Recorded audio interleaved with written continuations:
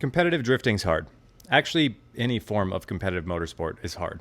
So let's talk about it. Now, if you're new here, my name's Tony, and this is an episode of Garage Talk, a series of episodes where we're in the garage and we talk. Now, as many of you know, I drive in Hot Pit Auto Fest, which is pretty much the biggest, most competitive Pro-Am series in Southern California. And when it's not even really Pro-Am, because it's like half Pro SD drivers, whether they're Pro Spec or Pro 1, which is what makes it so cool, because you get the opportunity to drive with literally the best drivers on the West Coast. But it also makes it really, really hard. And I'm not complaining, because that's what I wanted. So it makes you better drivers if you can drive with people that are better than you. But they're like way better than me, you know? So why do I bring this up? Why do I want to talk about this? Well, this past weekend was round 3 of Hot Pit Auto Fest. And I'd be lying if I said it wasn't difficult. It wasn't just difficult, it was probably one of the hardest weekends I've had racing cars and drifting, doing all of it. Because of that, because of the ultimate defeat that I had during this whole weekend, it's really forced me to, first off, ask why the heck am I doing this if I just keep losing, but also really just kind of reflect on the challenges that I faced from a mental aspect, which kind of answer the reason as to why I'm doing it.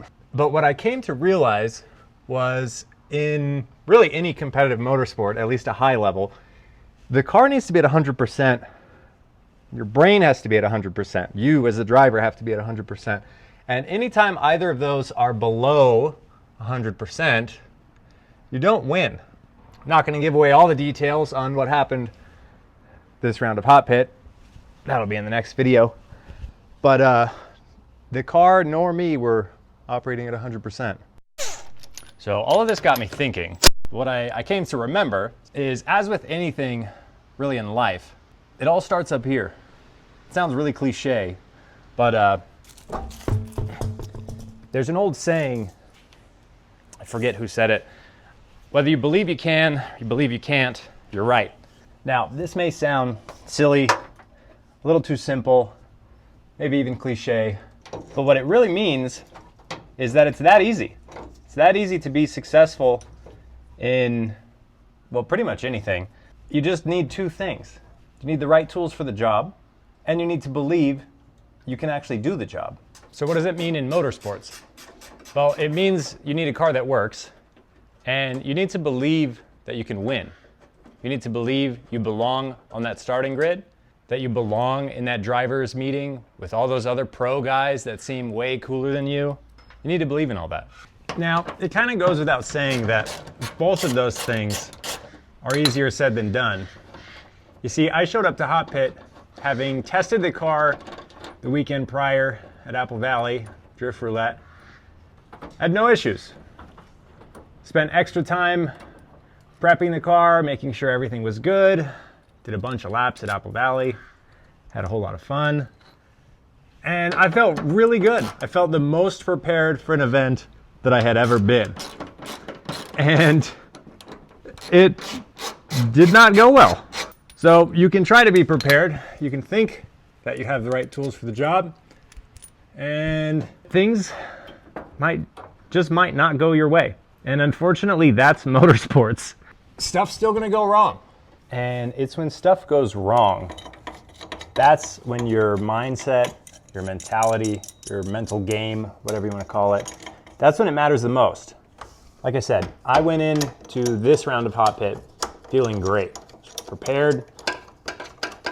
I thought everything was good, and when it all kind of fell apart, so did my mental game. And that's not normal for me. To be honest with you guys, last year I did really struggle with that. I had a really hard time feeling like I belonged in a series as competitive as Hot Pit. I mean, I had a stock VQZ. Yeah, it was tuned on nitrous, and like, yes, it's a purpose-built competitive drift car, but maybe 300 horsepower, 350, whatever it was, like, and you're up against dudes like Rome, Odie ran last year. I lost to Colette Davis, who's an FD. You know what I mean? Like, you're up against all these big name people with really serious cars, and here I am in a stock Power Z. So I struggled with that a lot last year with the mental side of things. And it took me down a path of really figuring that out, figuring out my mind, how to be stronger mentally, how to get through those moments of self-doubt. The first 2 rounds this year, it felt great. But this round, everything fell apart, which means we still have more to learn. So I figured I'd share some of the stuff that I learned last year, some things that kind of helped me mentally to develop that, we'll call it competitive edge, and to stay sharp in situations like that, whether things are going right or wrong. Doesn't mean they're always going to work, but it helps. Some things that helped me kind of develop that, I don't know if I want to call it a competitive edge, but we'll use that word. I think it was David Goggins who said, do hard shit. It's that simple. Just do some hard stuff. That was one thing. Another thing was putting myself in competitive environments outside of drifting. Because drifting is expensive, takes a lot of time, and it doesn't happen all the time, right? There's not a drift competition every single weekend. Thank God there's not, because I couldn't afford it. But there just isn't that much to do. Yes, you can go drive with your friends, but it's different in a competitive setting. So find competitive events to put yourself in just to get used to being under that pressure. It doesn't have to be anything serious. It could be a local bowling league. You could go to your city park and sign up for a co-ed baseball. I don't know, it doesn't have to be much. I practice martial arts, and every once in a while I'll sign up for a tournament and go get kicked in the head. Whatever it takes to put yourself in that competitive state where you have to perform. And that's what I struggled with the most, was locking in, as the kids say, right? Really just having the ability to flip that switch and be at 100%, regardless of the circumstances. And I grew a lot in that area last year. And like I said, I started off this year really strong. But it all kind of came crashing down when the car didn't work, because then self-doubt creeps in and you end up self-sabotaging. Which is fine. Grow from it, become stronger, and it'll just be that much easier next time around. But if you are struggling with these same kinds of things that I'm talking about here, maybe you have trouble locking in, maybe you have a hard time turning it on in a competitive state, maybe you don't believe that you're even capable of doing it, go out and do hard shit. Put yourself in competitive environments. Compete against other people, even if it's your friends at the gym, whatever. Find something that you enjoy doing and find a way to make it competitive to where it doesn't cost a lot of money. It's not a huge ordeal. Like I said, you could literally go to the gym, find someone to play basketball with, and challenge them 1v1, and then do it once a week. Little things like that will start getting your mind in a place where you're used to competing. This is where I feel like athletes have a huge upper hand if they get into motorsports, because they're so used to it already. I wasn't an athlete as a kid. I didn't play any sports or anything like that, but you see that all the time. Like the kids that come from BMX or skateboarding or other sports like that, they're already a step ahead of the game because they have the competitive mindset.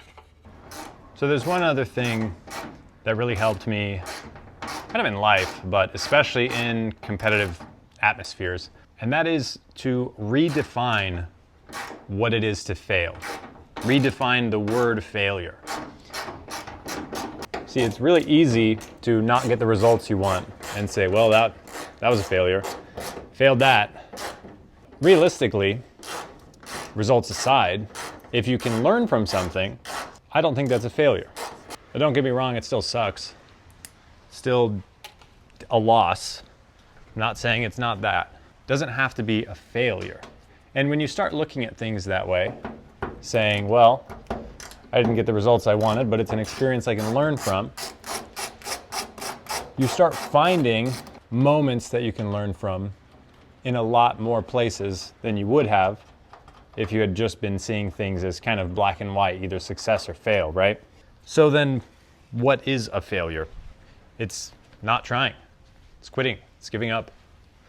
So as long as you're not doing that and you're taking the time to kind of reflect on your experiences and learn from those experiences, then even when a weekend doesn't go as planned, when everything goes wrong, you're the lowest qualifier, or whatever else happens, you can learn from it. You can grow from it. Still sucks. Still not fun. Still not what I wanted, but it's not a failure. And you could take that knowledge and apply it to the next time. That's it. Mastering a competitive mindset in 3 steps. To recap, you need the right tool for the job. In motorsports, it's a properly functioning car that can work at 100%. You need to believe that you're capable of doing it. And when you come up short, you need to stop looking at it as a failure and look at it as an opportunity to learn, to grow, so that you can come back better the next time around. Now, if you've been around for a while, I know this was a little bit different of a video than what I would normally do. It was even a little bit different than the first episode of Garage Talk that we did. But let me know what you think. It's just something that was kind of on my head given what happened at Hot Pit and how I reacted to the situation of the car not working. And like I said, it just kind of forced me to reflect on where I'm at mentally and where I want to be.